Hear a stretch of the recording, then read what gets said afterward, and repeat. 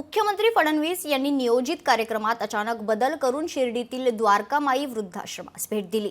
द्वारकामाई वृद्धाश्रमात 140 पेक्षा अधिक अनाथ मातापित्यांना मोफत सांभाळलं जातं।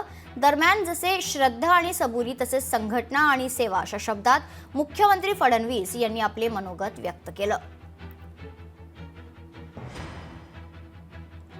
श्री साईबाबांना आणि त्यांच्या चरणी विनंती करतो की आपल्या सर्वांना त्यांनी दीर्घ आयुष्य द्यावं, उत्तम आरोग्य द्यावं आणि आपण सगळे लोक एक परिवार म्हणून या ठिकाणी राहता, एकमेकाला सांभाळून घेता। त्यामुळे या परिवारामध्ये जे काही सुखदुःख आहेत ते वाटून आपण सुखासमाधानाने या ठिकाणी राहत असताना साईबाबांनी जो आपल्याला मंत्र दिला श्रद्धा आणि सबुरीचा, तशा प्रकारची श्रद्धा कायम ठेवून आपण सर्वांनी राहावं अशा प्रकारची आपल्याला मी विनंती करतो। लोकशाही मराठी ऐका, पहा, जागरूक रहा।